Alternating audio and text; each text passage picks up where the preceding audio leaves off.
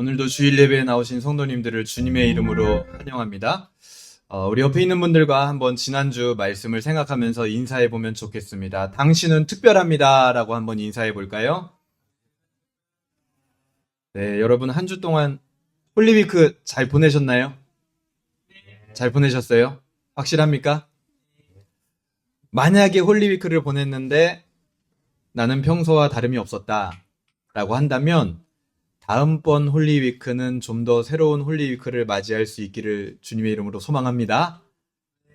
네, 그러려면 우리의 3개월이 어떠해야 될지 계획이 세워지죠? 지난주 우리는 민수기 17장의 말씀을 너는 특별하다라는 제목으로 함께 나누었습니다. 아론의 특별함이 아론에게서 시작될 수 없었던 것처럼 우리의 특별함은 우리에게서 시작되는 것이 아닙니다. 오직 믿는 자들의 특별함은 하나님께로부터 그리고 우리를 위하여 이 땅에 오신 예수 그리스도로부터 시작된다라고 말씀을 나누었습니다. 여러분, 우리가 특별하지 않다라는 것으로 시작되는 그 특별함이 그리스도인들에게 있다라는 것이죠. 뭐라고요? 나는 특별하지 않아라는 그 깨달음으로부터 시작되는 특별함이 그리스도인들에게 있는 특별함입니다. 그래서 그 특별함의 결과가 뭐였습니까? 바로 경외심이 생긴다는 거였습니다. 이것은 단순한 공포적 두려움이 아니라 설레는 마음의 두려움이라고 말씀을 드렸습니다. 이런 특별함을 가진 자만이 다른 이의 특별함을 볼 수 있을 것이다 라고 말씀을 드렸습니다. 여러분, 지난 한 주 동안 경외심과 다른 사람의 특별함을 발견하는 한 주가 되셨는지요? 오늘은 이번 주에 성탄 감사 예배를 앞두고 오늘과 또 성탄절 예배 때 2번의 시리즈로 말씀을 전하려고 합니다. 그중 첫 번째, 오늘 마가복음 1장의 말씀을 처음 오심이라는 제목으로 함께 나누어 보도록 하겠습니다. 우리 한번 따라해 볼까요? 처음 오심.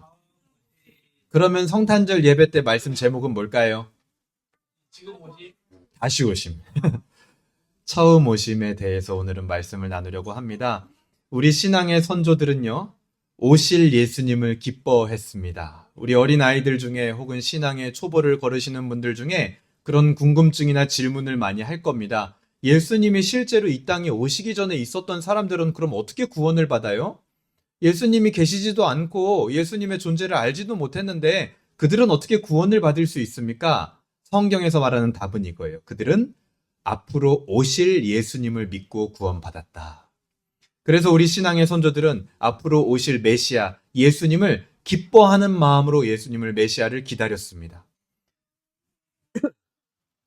그들은 수백 년 후에 오실 예수님을 수백 년 전부터 기뻐했다라는 것입니다.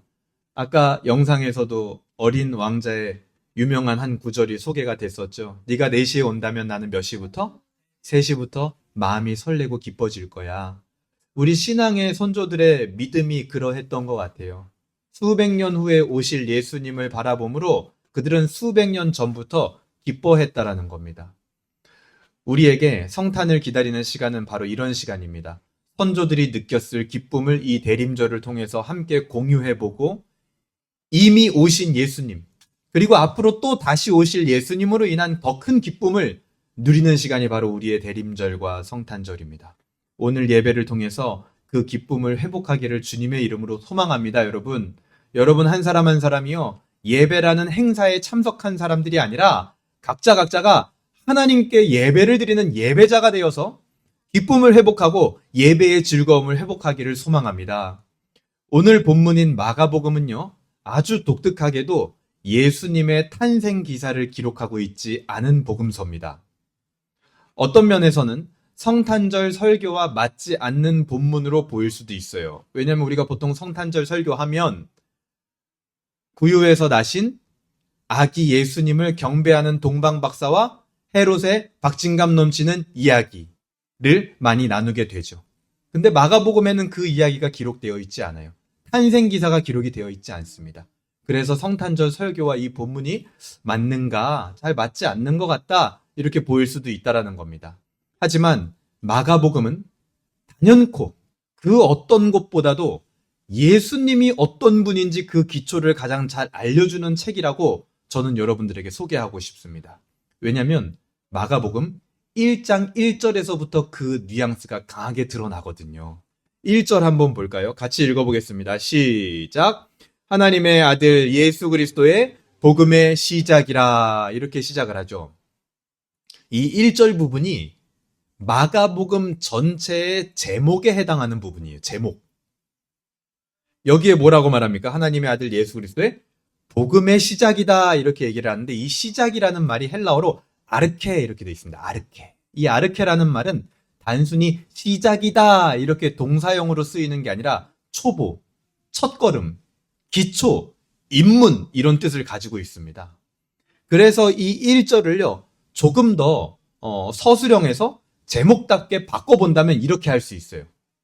하나님의 아들 예수 그리스도 복음의 입문, 복음의 기초. 우리 책 같은 데도 보면은 경제학 기초, 경제학 개관 이런 거 있잖아요. 그렇죠? 여기 지금 마가복음의 책 제목이 그런 거예요. 하나님의 아들 예수 그리스도 복음의 입문서, 복음의 기초서. 마가복음은 그야말로 예수 그리스도라는 복음 입문서입니다.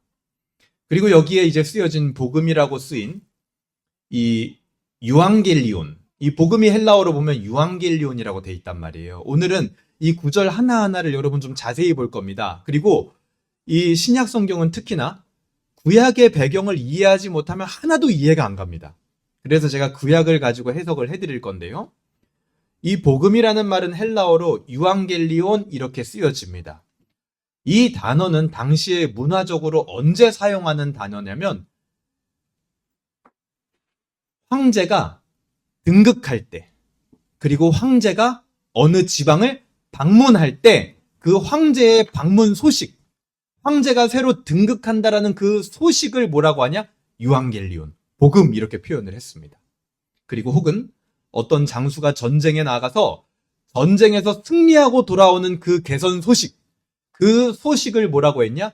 유앙겔리온, 복음이라고 당시에는 사용을 했습니다.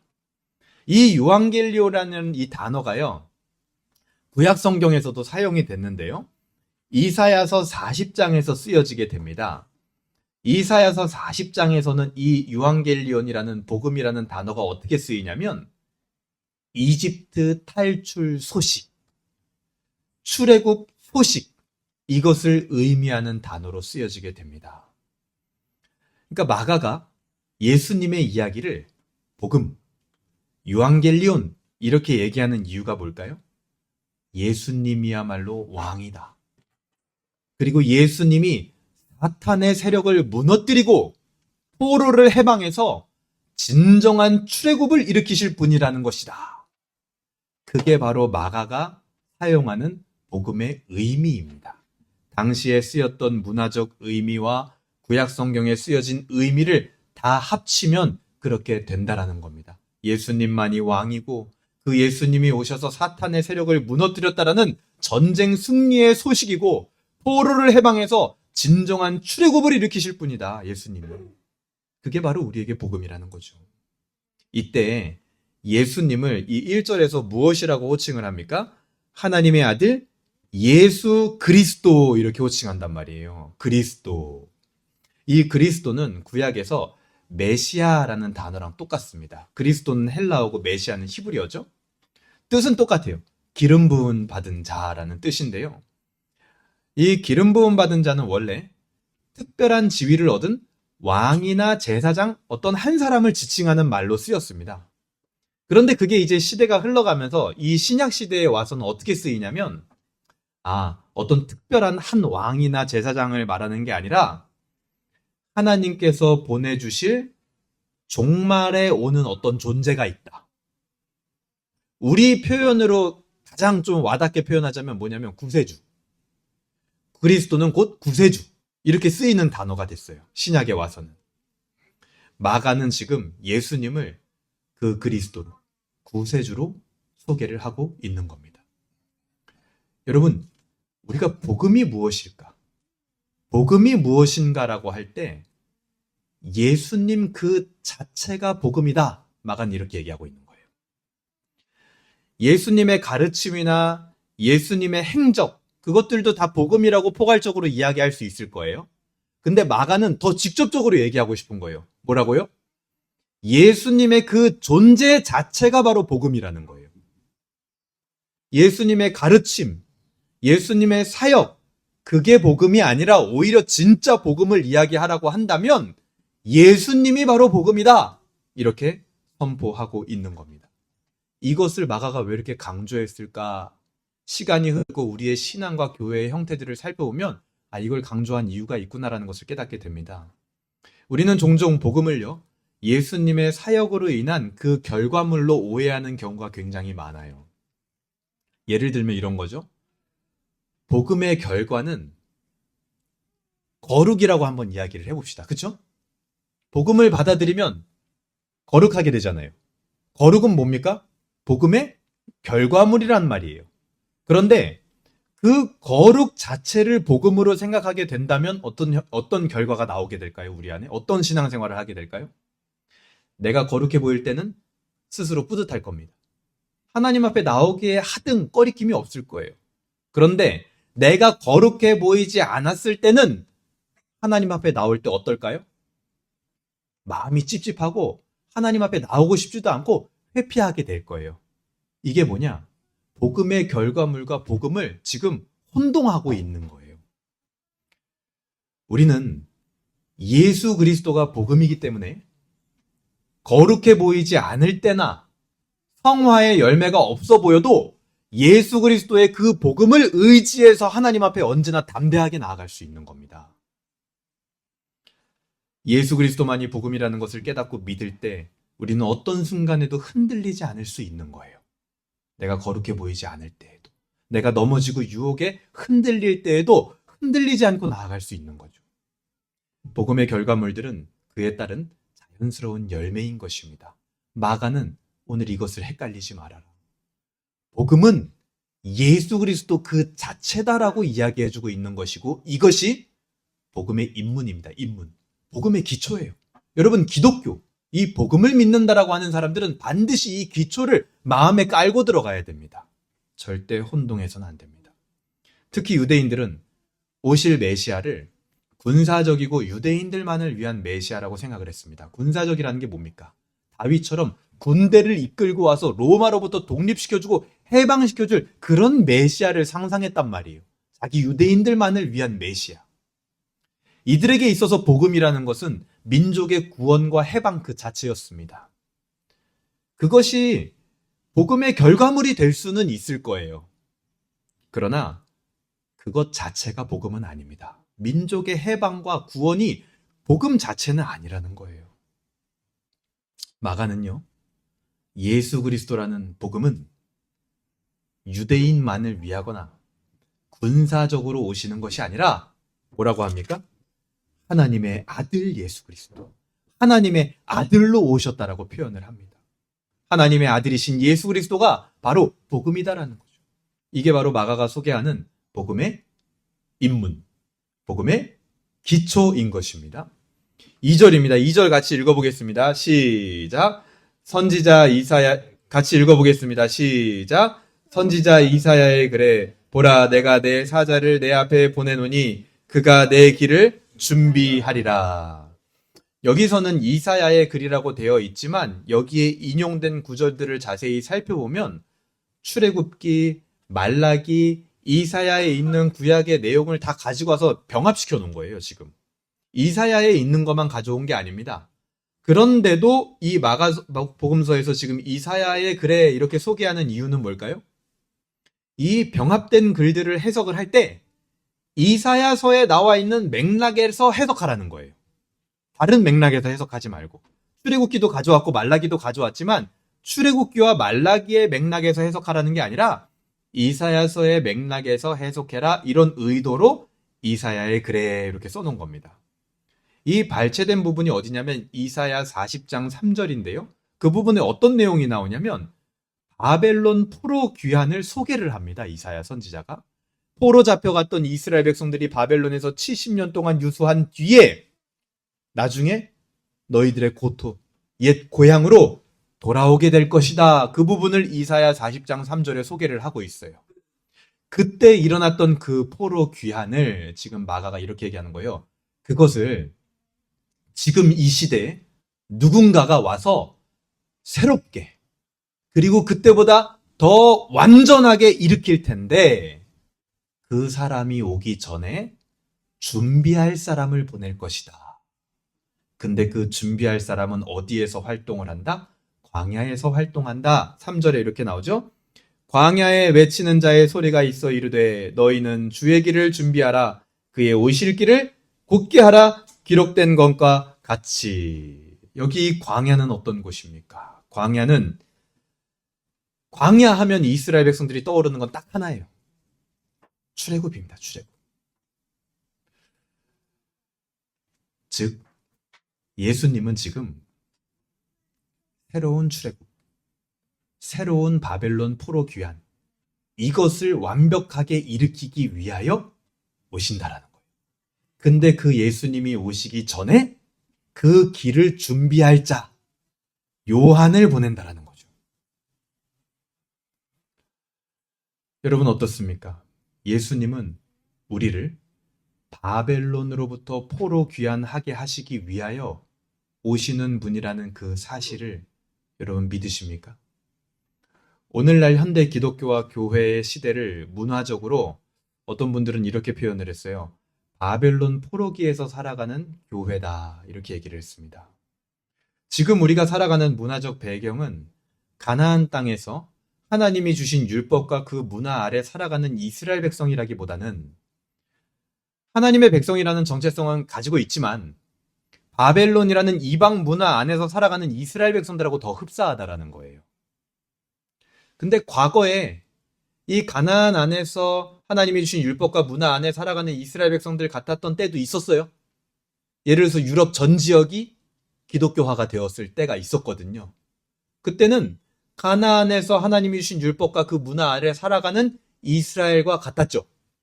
근데 지금은 대한민국에서 신앙생활하고 있는 우리는 무엇과 더 흡사하다?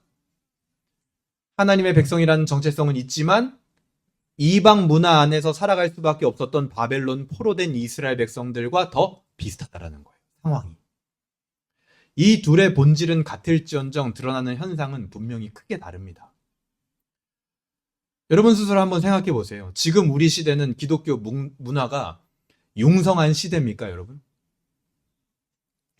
기독교가 막 주도권을 가지고 영향력을 행사할 수 있는 시대입니까?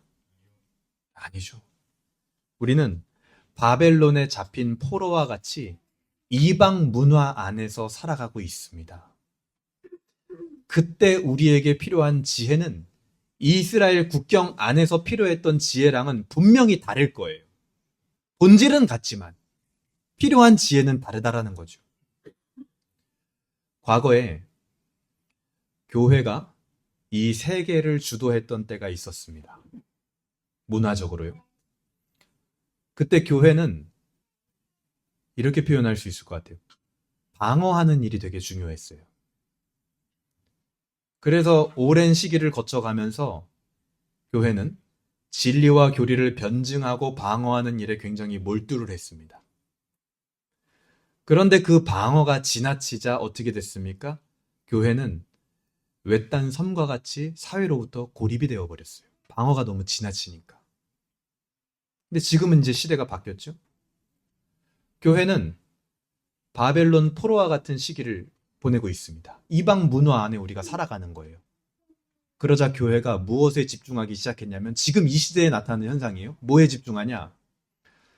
적응하는 일에 몰두하기 시작했습니다. 이 이방 문화 안에서 하나님의 백성이라는 정체성을 가지고 우리가 어떻게 스며들고 적응할 것이냐, 여기에 굉장히 골몰한 지 수십 년이 지났습니다.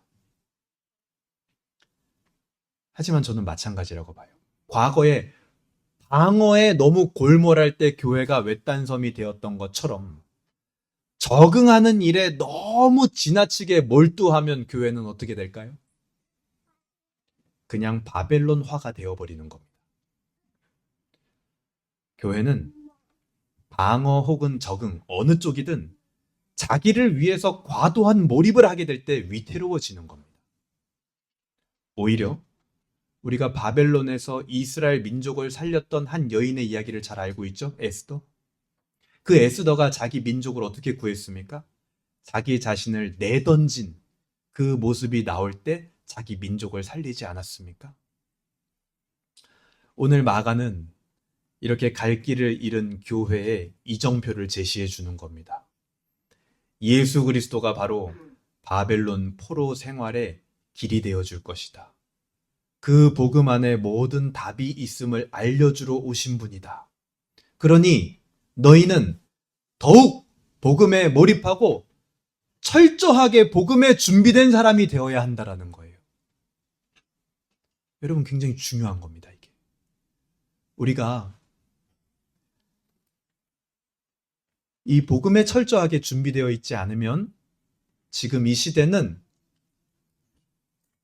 적응하는 것이 익숙하고 그 흐름으로 가고 있기 때문에 나도 세상에서 하나님의 일을 하고 하나님의 사역을 하고 뭔가 하나님의 나라를 확장시켜 간다라고 구원은 가지고 있지만 복음에 철저하게 길들여져 있지 않으면 어떻게 되느냐? 그냥 나도 그냥 바벨론화가 되어버리는 거예요. 그냥 구분이 없습니다. 그냥 이게 지금 교회인지 그리스도인인지 그냥 뭐 믿지 않는 자인지 몰라요. 눈치를 못 챕니다. 그래서 우리는 철저하게 복음으로 준비된 사람이 돼야 돼요. 그렇지 않으면 이 적응의 물결에 여러분 살아남기 힘듭니다. 그 복음의 길을 가려는 자들에게 요한은 예수님보다 먼저 와서 무엇을 했느냐? 회개의 세례를 베풀었어요. 5절 보세요. 온 유대 지방과 예루살렘 사람이 다 나아가 자기 죄를 자복하고 요단강에서 그에게 세례를 받더라. 요단이 베풀었던 회개의 세례가 무언가 하고 봤더니 이 회개가요, 요한은요, 이런 의미로 쓴 거예요. 죄를 자복하는 거. 즉, 죄를 인정하라는 겁니다. 그러니까 세례. 죄를 씻어야 될 존재라는 것을 인정하라는 거예요. 나는 죄를 지을 수밖에 없는 존재라는 것을 인정하라는 겁니다. 그리고 이제는 죄를 씻은 사람으로 새로운 삶의 방식으로 살아가라는 거예요. 처음부터 거룩했던 사람인 것처럼 살지 말고 죄 씻김 받은 사람인 것처럼 살으라는 거예요. 그것이 바로 바벨론이라는 곳에서 포로로 살아가고 있는 자들에게 예수님께서 보여주시는 진정한 해방의 첫걸음인 겁니다. 그러니까 우리가 이 땅에서 살아갈 때 반드시 필요한 정신이 뭡니까? 내가 죄를 씻어야 될 존재라는 걸 인정하라는 거예요. 바벨론 안에서는 그 생각이 없으면, 그 정신이 철저하게 내 안에 갖추어져 있지 않으면 그냥 바벨론화가 됩니다. 그 생각을 먼저 가지라는 거예요. 단, 여러분 오해하지 마십시오. 우리 복음 중심 3 양육 과정에서 다 배웠지만 바벨론 포로로 잡혀가가지고 회개하라는 것이 그동안 너희들이 살아왔던 삶을 후회하라는 게 아닙니다. 절대로. 다시는 그러지 말아야지 결심하라는 거 아니에요. 이런 후회와 결심은 뭡니까? 사실 그 마음의 동기를 잘 살펴보면 왜 후회해요, 사람이? 내가 원래는 그럴 사람이 아닌데 실수했네. 컨디션 좀만 좋았으면 안 그랬을 텐데, 죄 안 지었을 텐데. 왜 결심합니까? 내가 마음만 먹으면 다시는 안 그럴 수 있어. 이런 잘못된 의지의 표현인 겁니다. 후회와 결심이라는 거. 이런 후회와 결심은요, 오늘 마가복음이 이야기하는 세례 요한이 전파한 회개가 아니에요. 진정한 회개는 뭐냐? 죄를 자복하는 것. 나는 포로로 잡혀올 만큼 잘못했다. 그럴 수밖에 없는 존재다. 나 원래 그런 사람 아닌데 이번에 실수했네? 이게 아니라 포로로 잡혀올 만큼 잘못할 수밖에 없는 존재고 실제로 잘못됐다라는 걸 인정하는 거, 자복하는 거, 그게 회개라는 거예요. 내 환경이나 누구 때문이 아니라 나 때문에 지금 이렇게 됐다라는 거, 그것을 인정하는 거죠. 그게 회개입니다. 그리고 나는 결코 이 포로 상황에서 문제를 해결할 능력이 없다라는 걸 인정해야 돼요. 그때 우리는 유일한 해결책이신 복음, 예수 그리스도를 바라보게 되는 은혜의 섭리에 순응하게 될 겁니다. 이게 바벨론 안에서 살아가고 있는 하나님의 자녀들과 백성들의 지혜이고 전략이어야 되는 거예요. 복음적 전략인 거죠. 반드시 우리의 마음은 그렇게 철저하게 복음으로 준비되어 있어야 합니다. 이 회개의 세례가 어디서 베풀어졌습니까? 오늘 본문에 의하면 요단강에서 벌어졌어요. 요단강은 이스라엘 백성들에게는 민족적 의미가 굉장히 강합니다. 그리고 오늘 본문에도 뭐라고 돼 있냐면 온 유대 지방과 예루살렘이 다 나아가 자기 죄를 자복했대요. 예루살렘 사람이 다 요단강으로 왔대요. 즉 지금 벌어지고 있는 요한의 사역, 이 회개와 세례의 사역은 개인적으로만 국한되는 것이 아니라 민족적 구원과 소망에 관련이 있다는 걸 보여주고 있는 겁니다. 우리도 똑같은 거예요. 우리가 아까 방금 말씀드린 진정한 회개, 그 죄의 자복을 하는 것, 그래서 바벨론에서 살아가는 방식을 복음으로 철저하게 준비되어 익히는 것, 그게요 단지 우리 개인의 문제가 아니라는 거예요. 이거는 교회의 문제입니다. 모든 신앙인들이 가져야 되는 자세이며 소망인 거예요. 지금 이 시대의 교회가 그 회개와 자복하는, 죄를 자복하는 그 마음 없이 바벨론에서 살아갈 수 있느냐? 아니요, 다 실패할 겁니다. 거기서 막 어떤 결심을 계속한다? 바벨론의 큰 문화를 이겨내지 못하고 다 좌절에 빠져들 거예요.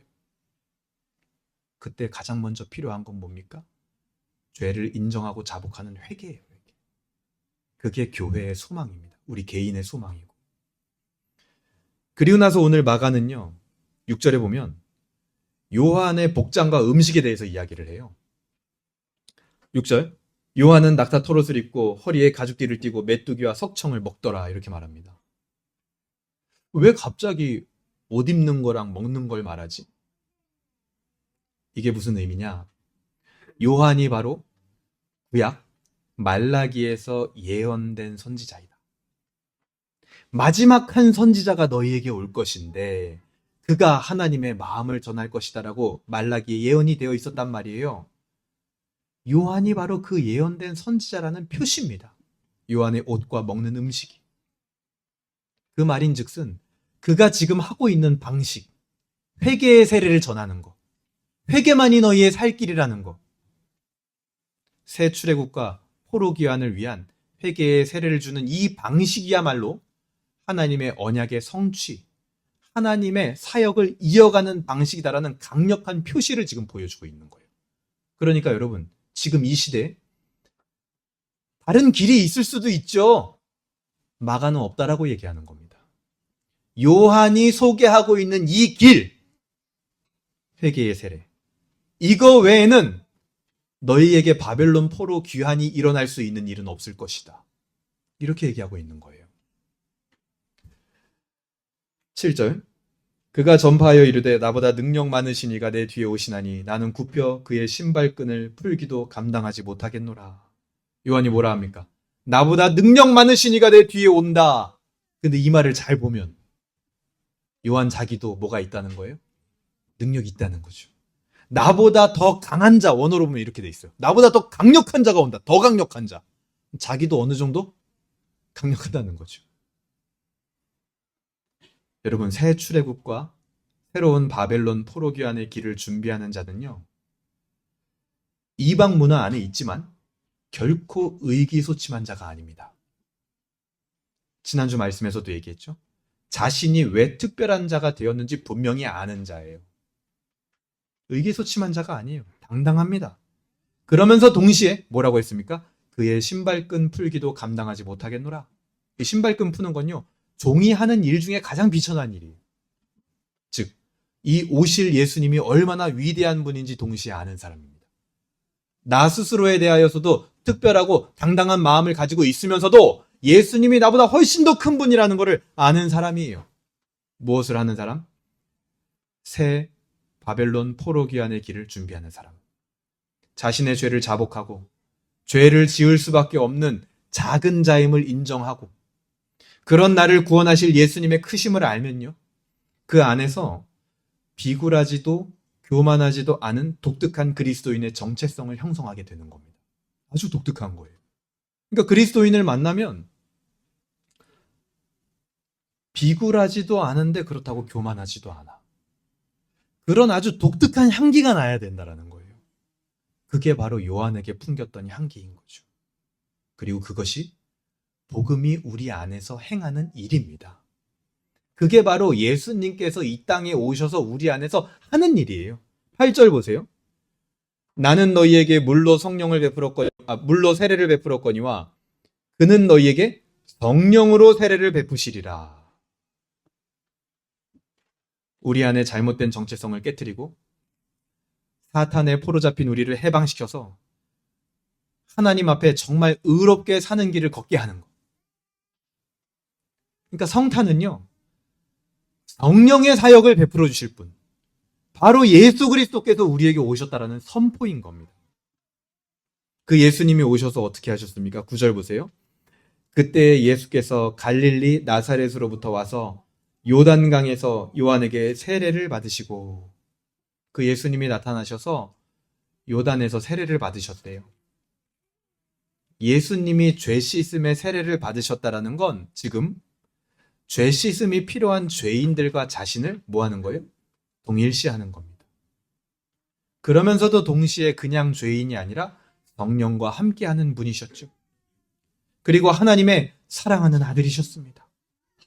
하나님의 사랑하는 아들이라는 이 표현은요, 구약에서는 주로 이스라엘에게 쓰이는 표현이었어요. 즉 예수님은 이스라엘의 대표로 오신 분이에요. 그리고 내가 너를 기뻐한다라는 이 표현은 이사야 42장에 나오는 하나님의 고난받는 종에게 쓰는 표현이었습니다. 바로 예수님이 그 고난받는 종으로 오신 거라는 거예요. 그리고 12절에 보면 성령이 곧 예수를 광야로 몰아내신지라 광야에서 40일을 계시며 사탄에게 시험을 받으시며 이렇게 나와요. 예수님은 광야에서 사탄에게 시험을 받으셨습니다. 성령이 예수를 광야로 몰아냈대요. 이것을 원어로 보면 쫓아내셨다 이렇게 돼 있어요. 성령께서 예수님을 쫓아내셨다. 이 말이 딱 어떤 느낌을 가져오냐면 에덴에서 쫓겨난 아담을 떠오르게 하는 겁니다. 혹은 레위기 16장에 나오는 대속죄일에 이스라엘의 모든 죄를 짊어지고 광야로 쫓겨난 염소를 생각나게 하는 단어예요. 이 단어. 쫓겨났다라는 단어. 예수님이 오셔서 한 일들을 지금 전체적으로 종합해보잖아요. 이 말이에요. 예수님은 왕이신 메시아로 오셨습니다. 그런데 왕으로만 계시지는 않았어요. 죄가 없으셨지만 죄 씻음의 세례를 받으심으로 죄로 인해서 바벨론 포로가 된 이스라엘 백성들을 자신과 밧줄로 동여매신 거예요. 그리고 예수님은요, 실패하여 에덴에서 쫓겨난 아담과 같이 되신 겁니다. 그리고 구원받았지만 광야에서 끊임없이 실패하고 더러워진 이스라엘의 죄를 짊어지기 위하여 염소와 같이 광야에서 내몰리셨어요. 그리고 오늘 이 자리에 있는 우리들의 죄를 모두 자신의 어깨와 허리에 동여 매신 겁니다. 그렇게 이 땅에 오셔서 고난받는 종이 되신 거예요. 그리고 자신의 어깨와 허리에 동여맨 그 모두를 이끌고 십자가로 향하기 위하여 이 땅에 오셨다라는 겁니다. 우리는 우리의 삶의 짐을 진 것만으로도 무거워하고 때로는 지칠 때가 있죠. 근데 예수님은 이스라엘, 아담, 출애굽 1세대, 2세대, 그리고 오늘 우리 자신의 모든 죄까지 짊어지는 겁니다. 왕으로 오신 분이 왕의 자리에 계시지 않고 그 모든 것들을 짊어지고 십자가로 고난받는 종이 되기 위하여 뚜벅뚜벅 걸어가기 위하여 오셨다라는 거예요. 이것을 하나님이 선언하셨습니다. 그러니까 이 복음은요, 인간이 고안해낸 것이 아니에요. 하나님께서 창조하시고 계획하신 길입니다. 그래서 복음은 오히려 더 믿을 만한 게 되는 거예요. 인간이 고안한 게 아니기 때문에. 사탄은 그런 예수님을 그냥 두지 않았습니다. 13절에 보면 광야에서 40일을 계시면서 사탄에게 시험을 받으시며 들짐승과 함께 계시니 천사들이 수종들더라 이렇게 나오는데요. 이 사탄의 시험이 무엇이었는지 마가복음에 자세히 기록하고 있지 않습니다. 그런데 힌트가 나와요. 나중에 마가복음 8장 33절에 보면 예수님이 베드로를 향해서 이 사탄아! 이렇게 얘기를 하시는 장면이 나오거든요. 자기 제자를 향하여서. 그 이유가 무엇이었는가 살펴보면 예수님이 그때 제자들에게 이런 말을 하셨어요. 나는 이제 곧 얼마 안 가서 죽을 것이다. 그리고 부활할 것이다. 이 얘기를 했는데 베드로가요? 그렇게 안 될 겁니다. 예수님은 그렇게 되면 안 되는 분이십니다. 하고요. 굉장히 거칠게 그 이야기를 반대합니다. 그런 베드로를 향하여 예수님은 사탄아 이렇게 얘기한 거예요. 왜 그러셨을까요? 베드로가 한 그 말, 그것이 바로 예수님에게 있었던 사탄의 유혹과 시험이었기 때문이에요. 왕이신 메시아, 거룩한 그리스도, 하나님의 아들, 그 상태로 있으라는 겁니다. 사탄이 예수님에게 한 시험은 그거예요. 그냥 그 상태로 있으세요. 거룩한 하나님으로 그냥 있으세요. 왕이신 메시아 얼마나 대단합니까? 그냥 그 상태로 있으세요. 하나님의 아들 얼마나 멋집니까? 그냥 그 상태로 계세요. 뭐하러 여기 이 버러지 같은 그 인간들을 위하여 고난받는 종이 되고 이들을 막 동여매고 어깨로 짊어지고 가는 그 십자가의 길을 뭐하러 걸어갑니까? 그거 걸어가지 마세요. 사탄은 그 유혹을 하는 거예요. 예수님한테. 그러실 필요 없어요. 당신. 저 위에 계시면 됩니다. 경배 받으시면 됩니다. 뭐할로 이 말도 안 듣는 이 버러지 같은 인간들을 위하여 그런 일을 하십니까? 이것은 실로 엄청난 유혹이었습니다. 실제로 마가복음 14장 36절에 보면요. 예수님은 어떻게 기도하시죠? 이 잔을 내게서 옮겨주시옵소서. 이렇게 기도하세요. 근데 여러분 이게 엄청난 기도인 거 알고 계십니까? 그거를 거꾸로 바꿔보면 뭐죠 지금 예수님이? 뭘 원하고 계시다라는 거예요?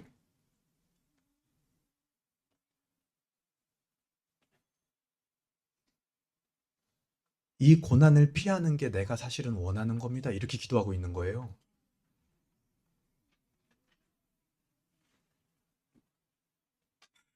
예수님이 이렇게 기도하셨죠? 내가 원하는 대로 마옵시고 아버지의 뜻대로 하옵소서. 그럼 내가 원하는 건 뭐라는 거예요? 이 고난을 피하는 거라는 거예요.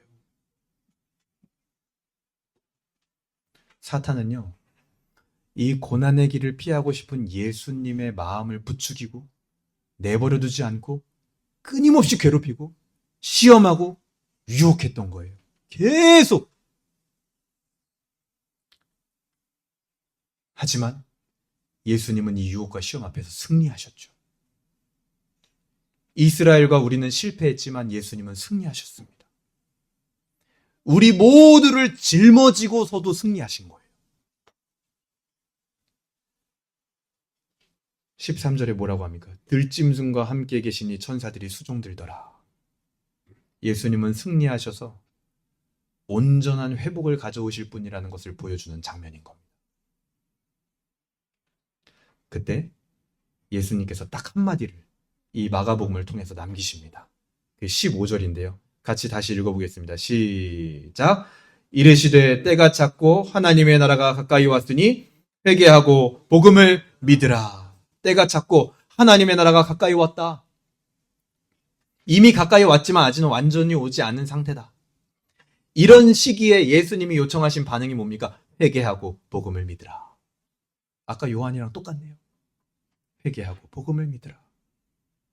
여기서 이 회개는요, 아까 위에서 설명한 그 의미임과 동시에 원어로 보면 어떤 뜻이 있냐면 심사숙고한다 이런 뜻도 있어요. 과연 너희가 이전과 같이 살아도 되는지 심사숙고하며 너희의 죄를 자복하라. 그리고 하나님의 통치가 가까이 와 있음을 확신하는 것이 믿음이고 그에 대한 반응을 예수님이 요청하시는 겁니다. 하지만 예수님에게도 시험이 있었듯 오늘 우리에게도 그렇게 회개하고 믿음으로 살려고 할 때 이 바벨론의 문화가 우리를 가만히 두지 않죠. 온전한 회개로 가도록 가만히 두지 않습니다. 예수님께서 시험당하고 유혹당하셨듯 우리에게도 유혹과 시험이 끊임없이 남아 있습니다. 바벨론 문화는 우리를 더욱 위축되게 합니다. 예를 들면 몇 가지만 한번 얘기해 볼까요? 복음을 전하다 실패했던 경험들, 교회 생활을 하다가 상처 입었던 경험들, 그리고 막 제대로 해보려고 결심을 했지만 몇 번 행하지도 못하고 그냥 실패하고 좌절했던 그런 경험들, 그리고 자꾸만 내 귀에 들려오는 복음이 아닌 다른 내 마음을 달콤하게 유혹하는 그런 소식들. 복음을 예수 그리스도 그 자체가 아니라 내 삶을 개선해줄 도구로 생각해서 벌어졌던 여러 가지 일들, 그런 것들도 바벨론 문화 안에는 많습니다. 심지어 성탄의 기쁨조차 나에게 어떤 유익이 있는가, 이 질문 아래서 그냥 소비되어져 버리는 이 바벨론 문화의 강력함. 포로이지만 포로인지 모르고 살아가는 그 현실. 그래서 진정한 회개도 준비도 없이 살아가게 되는 곳, 그것이 바로 바벨론입니다. 그게 바로 바벨론 문화의 강력함이에요. 여러분들에게도 아마 죄를 자복하고 내가 죄 지을 수밖에 없는 존재이고, 그래서 예수 그리스도의 그 복음을 믿어야 된다라는 이 단순한 진리 앞에 그 진리로 가지 못하게 하는 여러 요소들이 있을 겁니다. 그 모든 것들은 다 지금 바벨론 문화의 영향을 받아져 있는 거예요. 그래서 예수님은 우리에게 다시 한번 말씀하시는 거예요. 회개하고 복음을 믿어라. 너희의 힘이 아닌 내게서 나오는 힘으로 승리해야 된다. 벤자민 젠더라는 분이 쓴 당신의 가능성에 대하여라는 책이 있습니다. 이 책의 저자인 벤자민 젠더는요, 뉴잉글랜드 음악원에서 교수로 봉직을 하는 분이셨어요. 가르치는 학생 대학원이 한 30명, 대학원생들이 30명 정도 됐는데요. 이 대학원생들을 가만히 지켜보니까 음악적으로 어떤 막 도전이나 모험 이런 걸 안 하는 거예요, 이 대학생들이. 새로운 음악에 대한 시도를 안 하는 겁니다. 왜 그런가 하고 봤더니 이들의 목표가 오직 딱 하나예요. 뭐냐? 좋은 점수를 적당히 받는 거. 그리고 졸업하는 거. 그게 너무 큰 압박이 되다 보니까 음악에 대한 어떤 도전과 모험을 하지를 않는 거죠. 그래서 그 현상을 발견한 이 교수가요, 한 가지 실험을 합니다. 학생들에게 딱 선포를 했어요. 당신들 전부 다 A학점 주겠다. 근데 다만 조건이 있는데, 자기가 A학점을 받은 이유를 스스로 적어봐라. 그리고 그거를 메일을 쓸 때 시간을 조절해서 메일을 보낼 수 있잖아요. 그쵸? 바꿔가지고 예약 메일 같은 걸로. 그래서 그거를 지금 써가지고 내가 A학점 받은 이유를 지금 네가 써서 내년 5월달 예약 메일로 보내라. 그게 너희가 A학점을 받는 조건이다. 이렇게 조건을 걸었습니다. 그래서 그 다음 연도가 돼서 수많은 메일이 교수에게 왔어요. 근데 그 중에 한 한국 학생의 메일을 이 교수가 이 책에서 소개를 합니다. 이 한국 학생은 스스로 메일에 써요. 자기는 원래 항상 이 성적에 쫓기는 그 긴장감 속에서 음악을 항상 대했다. 그래서 좋은 성적을 받는 거에 너무 압박에 시달리다 보니까 자기의 어떤 작은 그런 음악적 실수 이런 것들을 용납하지 못하고 그게 막 나타나는 날에는 막 엄청난 자책감에 자기 안에 막 시달리는 거예요. 너무 괴로운 거예요. 그런데 교수님이 먼저 A학점을 줬어요. 그 A학점을 받은 상태에서 자기 스스로 자기의 새로운 면을 만났다라는 거예요. 그게 뭐냐? 이전까지 자기에게서 발견할 수 없었던 자기가 정말 그 음악 자체를 추구하는 사람이 되어버렸다라는 거예요. A학점을 받아놨으니까 성적의 압박에서 벗어나고 음악 자체에 몰두하는 사람이 됐대요. 여러분 잘 생각해 보세요. 이 학생은 복음을 아는 사람이 아닙니다. 그런 사람도 A학점을 미리 주니까 어떻게 됐어요? 나태해지는 게 아니라 그에 걸맞는 삶을 살기 위해서 더 노력을 했다라는 거예요. 더 열심을 냈대요. 이전보다 더한 열심. 왜 그럴까요? 사람은 자신이 누구인지라는 그 정체성을 따라서 움직이기 때문이에요. 그래서 그 정체성을 비틀어 놓잖아요? 그 사람의 인생이 금방 망가집니다. 그래서 사탄이 하는 일이 뭡니까? 끊임없이 우리의 정체성을 비틀어 놓는 거예요. 하나님에 대한 상을 비틀어 놓는 거예요. 너의 정체성은 네가 이런 거를 열심히 먼저 하고 거룩한 모습도 보이고 해야 하나님이 기뻐하는 거야! 라는 그 복음의 결과물과 복음 그 자체를 혼동시켜 버립니다. 그러면 신앙이 금방 망가지거든요. 정체성에 따라서 움직이기 때문에. 다만 이 책의 저자는 이렇게 얘기를 해요. 책 마지막에서 인간의 내면에 가능성이라는 우주가 있다. 그러니 자기 내면에 있는 가능성의 우주를 믿고 가능성을 바라보며 살아야 된다. 이렇게 얘기를 하지만 그것은 사실은 정답이 아니죠. 우리 내면에 사실 가능성이 있는 게 아닙니다. 우리는 연약하지만 하나님의 끝없는 사랑을 받고 있는 존재라는 그 정체성. 나는 죄를 지을 수밖에 없는, 죄를 자복해야 되는, 회개해야 되는 그 존재지만 그럼에도 불구하고 하나님이 나를 사랑했다라는 그 존재로서의 정체성. 그것이 우리를 더욱더 힘있게 움직이게 만드는 힘의 원천이 된다라는 것입니다. 하나님의 아들 메시아, 왕이신 예수 그리스도께서 나를 위해 이 땅에 오셨다라는 그 복음을 믿는 것. 하나님께서 나의 모든 죄와 실패를 짊어지기로 결정하셨다라는 것. 너희가 바뀌면 받아주겠다라는 것이 아니라 내가 먼저 너희에게 왔다라는 그 선포.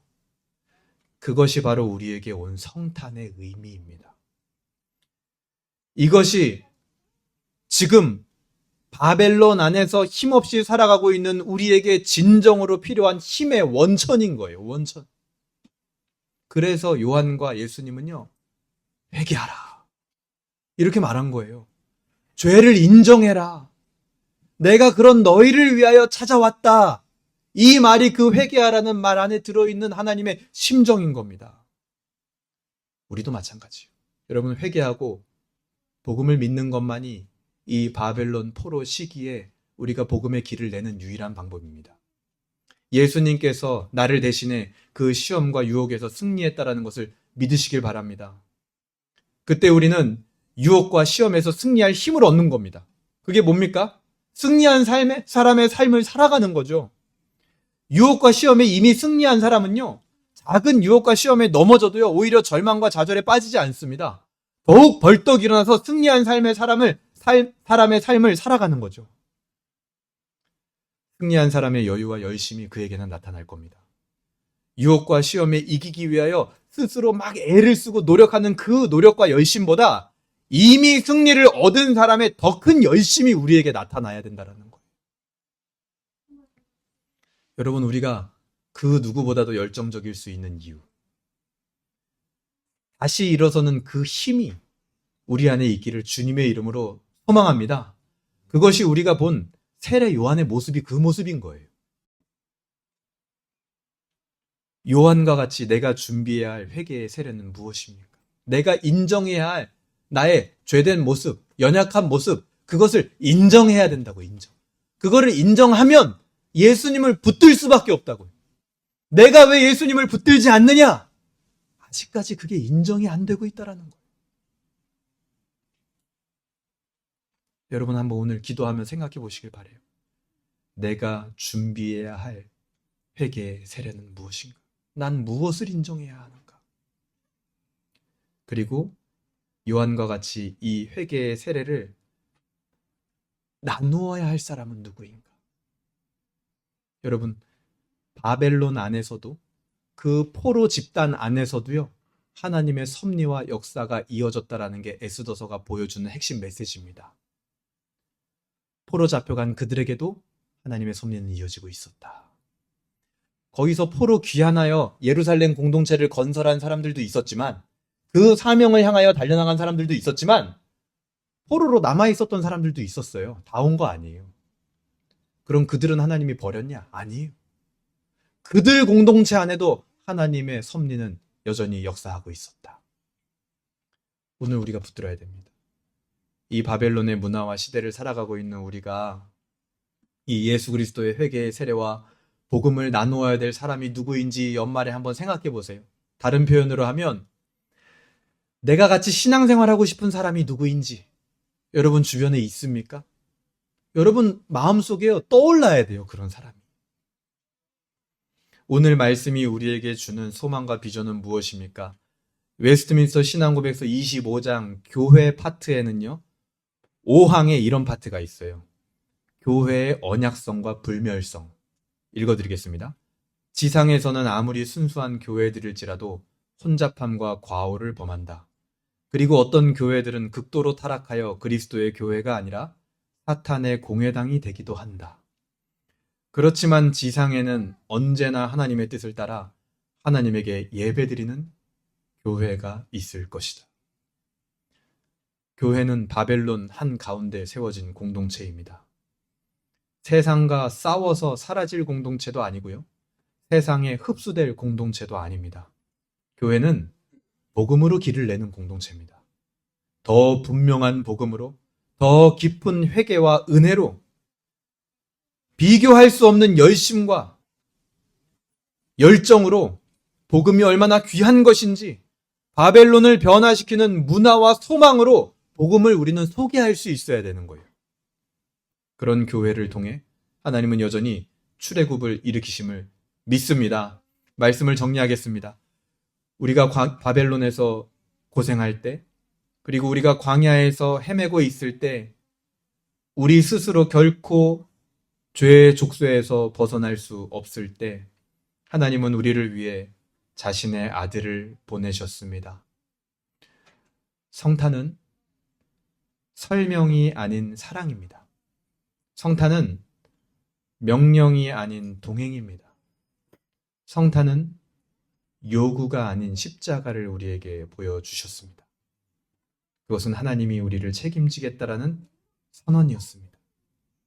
그리고 예수님은 오늘 우리에게도 말씀하십니다. 때가 찼다.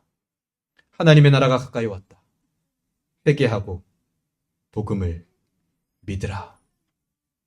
성탄을 앞두고 이 복음의 기초, 복음의 입문으로 다시 돌아오는 은혜가 있기를 주님의 이름으로 소망합니다.